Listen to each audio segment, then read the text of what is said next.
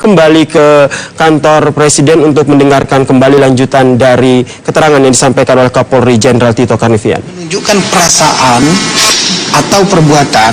Kalau perbuatan itu tindakan, robek itulah tindakan, gampang sekali pembuktiannya. Dia merobek, menginjak Al-Quran saja itu sudah mutlak langsung bisa ditangkap dengan cepat itu. Sehingga saya yang memerintahkan waktu itu kepada Kapolda melapor, saya sampaikan jangan ragu-ragu, tahan karena yang bersangkutan jelas mudah sekali pembuktiannya, ya. Tanpa saksi ahli pun saya kira kita sudah tahu merobek kitab suci itu jelas salah pidana.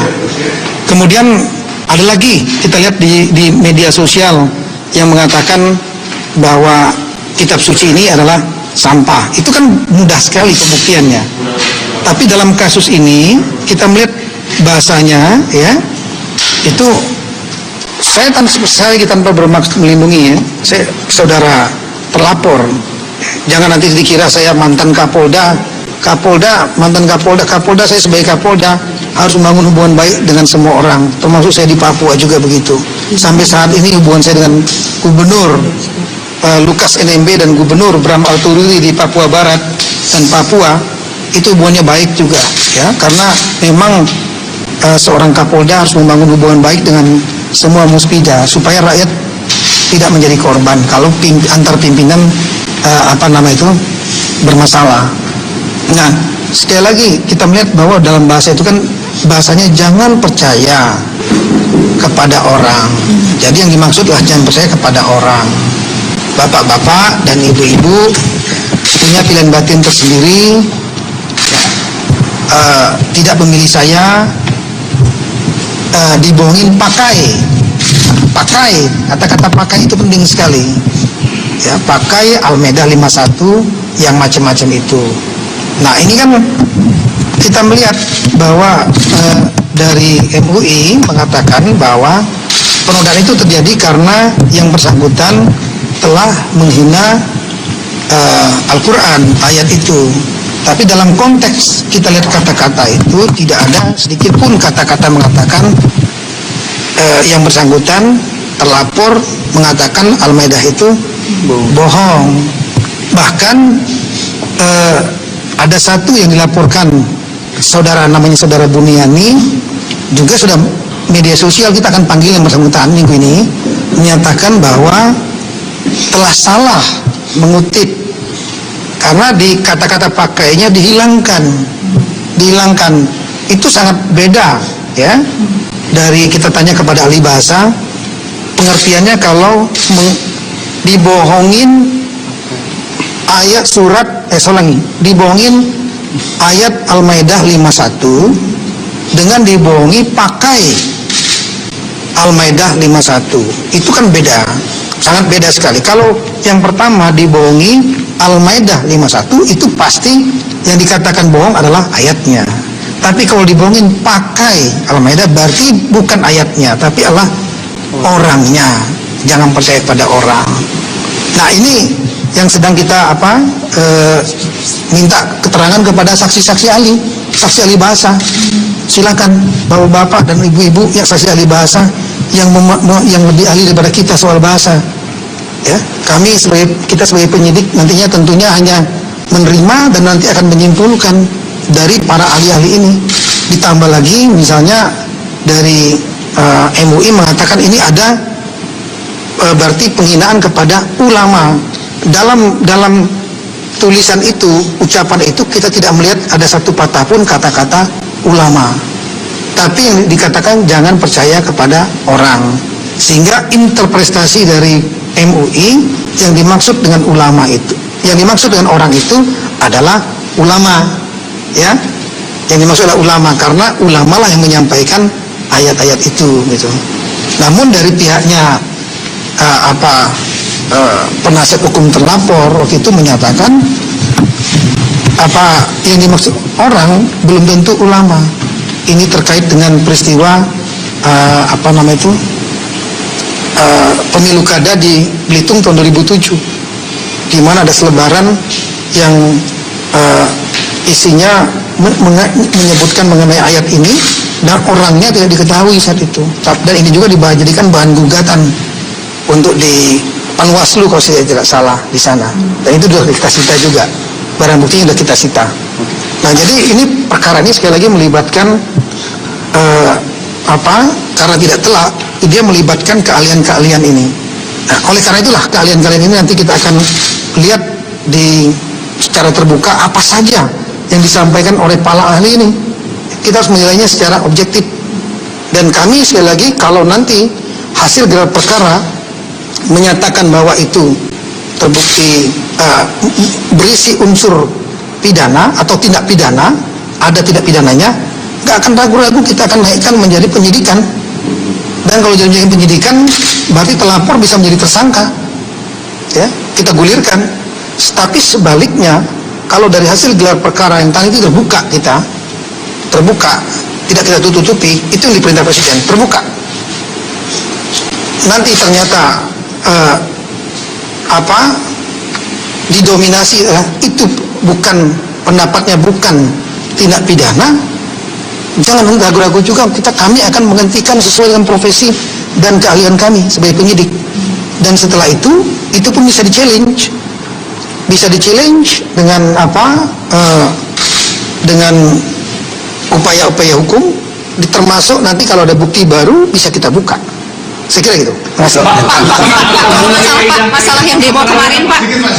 Penanggung jawabnya Ada 2 poin saudara yang disampaikan oleh Jenderal Tito Karnavian terkait dengan pengusutan kasus dugaan penistaan agama yang dilakukan oleh Basuki Cahayapurnama. Yang pertama adalah dengan melakukan proses secara cepat, 20 saksi dan ahli telah diperiksa, di mana dari 20 saksi tersebut 10 diantaranya adalah ahli, baik dari ahli pidana, agama, dan juga ahli bahasa. Sementara itu yang kedua yaitu transparan, di mana Kapolri berjanji akan membuka gelar perkara soal kasus penistaan agama secara terbuka kepada publik. Kita simak kembali pernyataan Kapolri di kantor. Dan transparan. Oleh karena itu saya menjelaskan apa yang dimaksud dengan cepat dan transparan yang akan saya terjemahkan. Langkah-langkah yang cepat ini adalah sebagaimana rekan-rekan ketahui, semenjak pelaporan tanggal 6 Oktober sampai dengan 21 Oktober yang meliputi 11 laporan polisi, Polri telah melakukan langkah-langkah.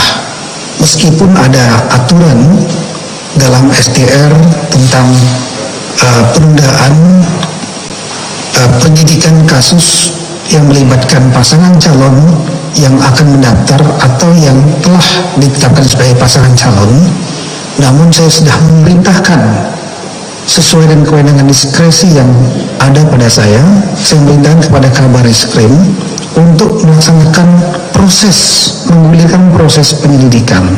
Ini dalam rangka untuk menangkap aspirasi publik yang berkembang.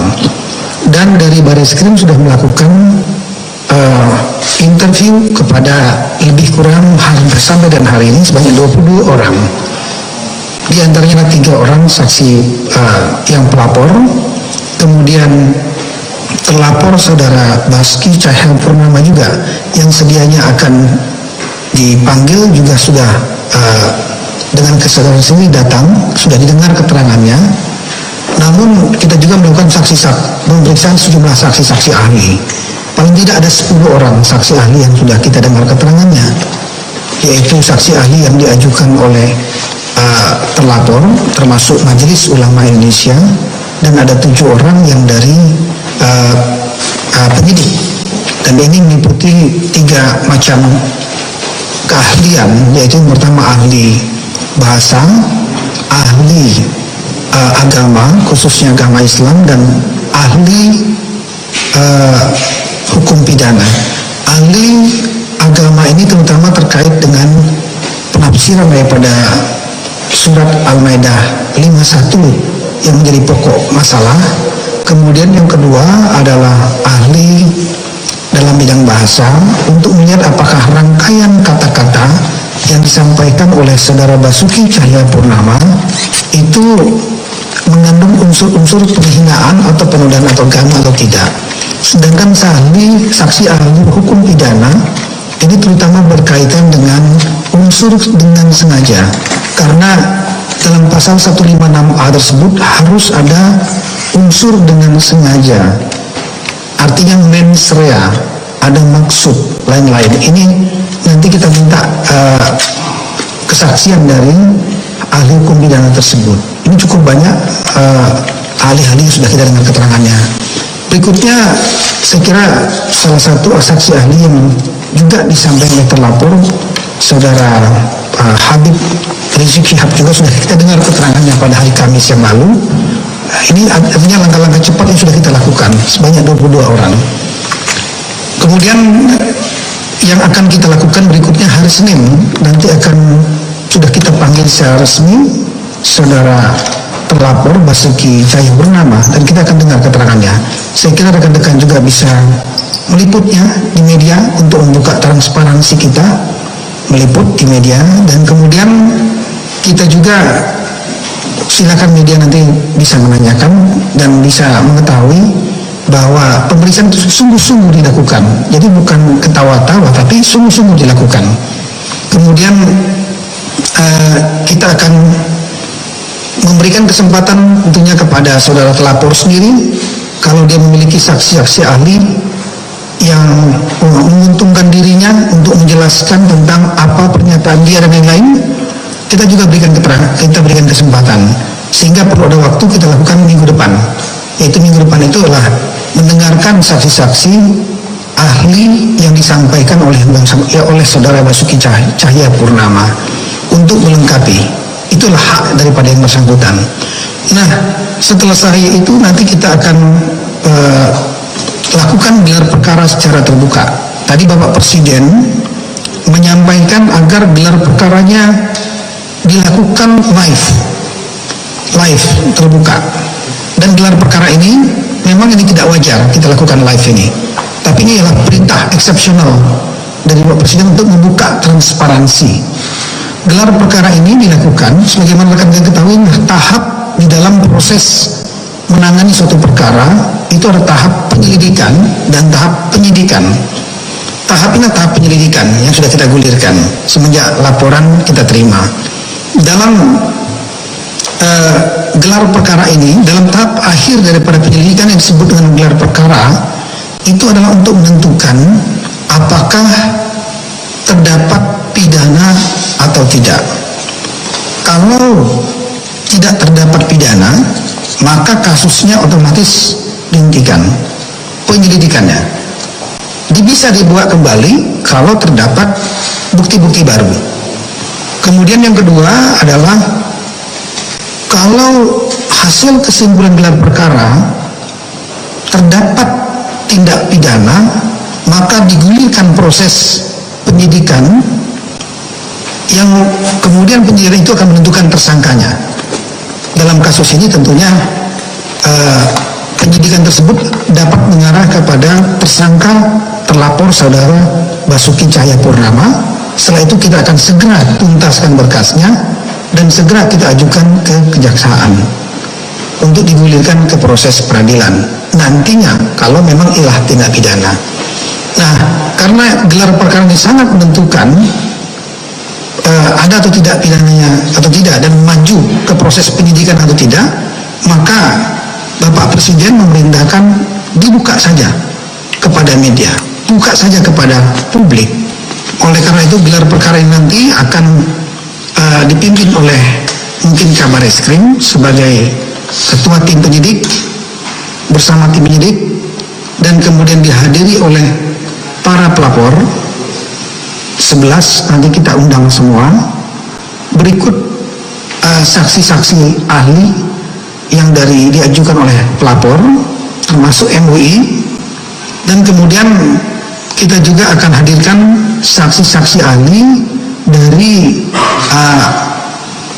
yang dihadirkan oleh penyidik. Ini adalah rata-rata kalangan akademis, mulai dari Universitas Indonesia, Gajah Mada, kemudian dari Diponegoro, Universitas Diponegoro, dan lain-lain, lembaga bahasa yang kita anggap kredibel dan netral. Kemudian tentu juga kita akan hadirkan juga saudara terlapor Basuki Cahayapurnama kalau yang bersangkutan ingin hadir. Kalau tidak ingin hadir bisa diwakili oleh penasihat hukumnya, termasuk dengan menghadirkan saksi ahli dari pihak terlapor ini. Dan nanti selain penyidik kami juga akan mengundang pihak eksternal, yaitu dari kejaksaan, tim kejaksaan, dan juga tim dari Kompolnas sebagai pengawas kepolisian. Bahkan mungkin dan besar juga kita akan mengundang, nanti kami akan konsultasi dulu dengan Ketua Komisi 3, yaitu tim mungkin dari Komisi 3 beberapa orang yang ditugaskan untuk mengawasi proses kasus ini. Nah, ini dengan gelar perkara ini yang dilakukan secara terbuka dan melibatkan pihak-pihak yang terkait. Kemudian kita buka juga kepada publik, yaitu melalui media secara live seperti semacam sidang mungkin nantinya. Kita harapkan nanti publik betul-betul dapat melihat dengan kejernihan kasus ini seperti apa. Kemudian dapat mengetahui secara terbuka apa saja yang sudah dikerjakan oleh penyidik dan apa saja isi dari keterangan para ahli-ahli maupun pelapor dan terlapor sendiri. Dengan demikian nanti baru kita akan melakukan penyimpulan kasus tersebut. Sekali lagi, kalau ditemukan diputuskan ada tindak pidana, maka akan kita tingkatkan menjadi penyidikan dan akan kita tentukan tersangkanya. Dalam kasus ini berarti terlapor dan diproses sesuai aturan criminal justice system kita, kejaksaan dan pengadilan.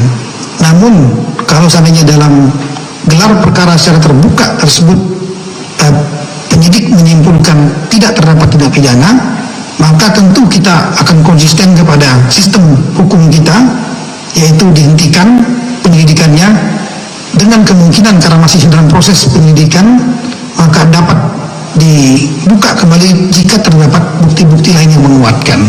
Saya kira itu saja rekan-rekan sekalian yang ingin saya sampaikan sebagai bentuk jabaran yang akan saya kerjakan, oleh Polri kerjakan berkait sesuai dengan perintah dari Bapak Presiden agar dilaksanakan secara cepat dan transparan, dan kita akan lakukannya dalam waktu maksimal 2 minggu. Itu sesuai dengan yang kita sampaikan kemarin pada waktu dialog di ruang Wapres dengan perwakilan dari pengunjuk rasa, yaitu waktu 2 minggu untuk menyelesaikan proses penyelidikan untuk menentukan penyidikan dan tersangka atau tidak. Saya kira itu. Pak, mau tadi pertanyaan Pak. Cukup. Pak. Baik, cukup. Terima kasih.